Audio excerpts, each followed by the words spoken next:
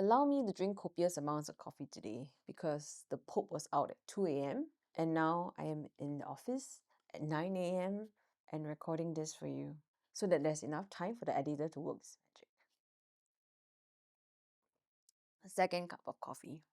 Welcome to Faith Explorations, where we delve into the lives and legacies of influential people in the world of faith. I'm Joy, and today we explore the journey of Pope Leo XIV, born Robert Francis Prevost, the first American to ascend to the papacy.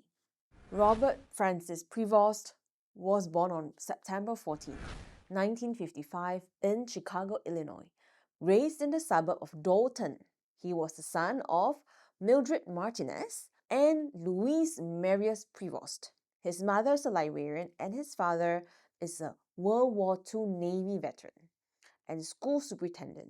So when I did my research, he has Spanish and French heritage, very multicultural. From a young age, Robert, affectionately known as, of course, Rob and Bob, was deeply involved in his local parish, serving as an altar boy. His academic excellence was evident during his time of St. Augustine Seminary High School, where he had leadership roles and was recognized for his scholastic achievement. In 1977, Prevost joined the Order of St. Augustine, taking his first vows a year later and his solemn vows in 1981. He was ordained a priest in 1982. His commitment to service led him to Peru, where he worked extensively from 1985 to 1998, serving as a parish pastor, seminary teacher, and administrator. His leadership qualities were recognized when he was elected Prior General of the Augustinian Order in 2001, a position he held until 2013. His tenure was marked by efforts to strengthen the Order's global presence and spiritual mission. In 2014, Pope Francis appointed Prevost as Apostolic Administrator of the Diocese of Chiclayo? Let me search that.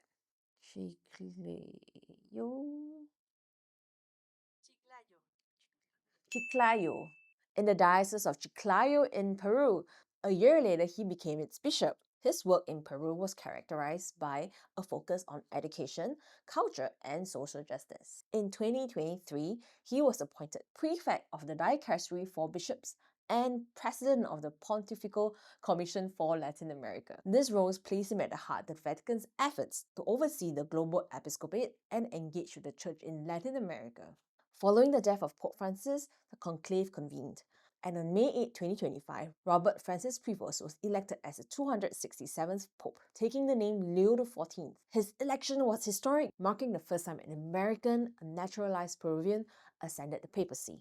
The choice of Leo pays homage to previous popes who led during challenging times, signaling a commitment to continuity and reform. Pope Leo XIV is known for his centralistic views, balancing tradition with a pastoral approach. He emphasizes the dignity of the marginalized and advocates for dialogue and peace. On doctrinal matters, he maintains conservative positions, opposing the ordination of women and expressing concerns about gender ideology. However, he supports environmental sustainability and immigrant rights, reflecting a nuanced approach to contemporary issues. His leadership has not been without challenges. He has faced criticism over his handling of sexual abuse allegations during his time in the Augustinian Order and in Peru. Advocacy groups have accused him of inaction in certain cases, though the Vatican has denied any wrongdoing. These controversies underscore the ongoing need for transparency and accountability within the Church. Beyond his ecclesiastical duties, Pope Leo XIV is known for his personal interests.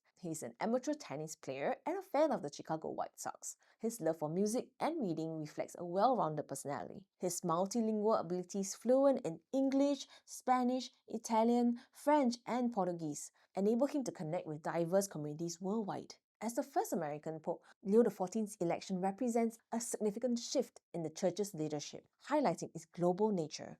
His background suggests a potential for bridging divides and fostering unity within the Church. Observers anticipate that his leadership will continue the reformist trajectory initiated by Pope Francis, with a focus on social justice, environmental stewardship, and pastoral care. Pope Leo XIV's journey from Chicago to the Vatican is a testament to a life dedicated to faith, service, and leadership. His papacy holds the promise of guiding the Catholic Church through the complexities of the modern world. Now we go into a deep dive on various topics. What are his views? Based on my research, Pope Leo XIV maintains traditional Catholic doctrines while emphasizing progressive social issues. He upholds the Church's teachings on matters like male-only priesthood and opposes abortion and euthanasia. Simultaneously, he advocates for environmental sustainability, immigrant rights, and social justice, reflecting a balance between doctrinal fidelity and contemporary social concerns.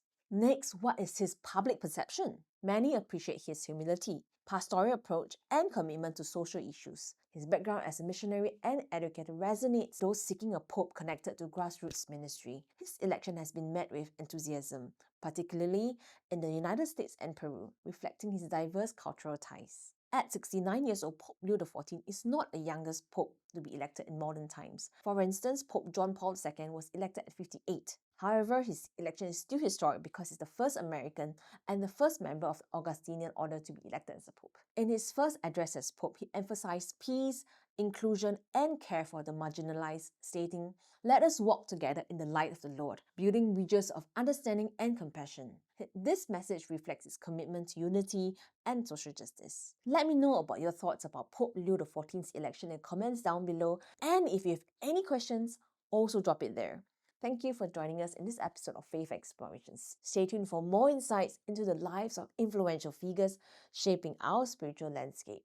I'll see you in the next episode. Bye bye.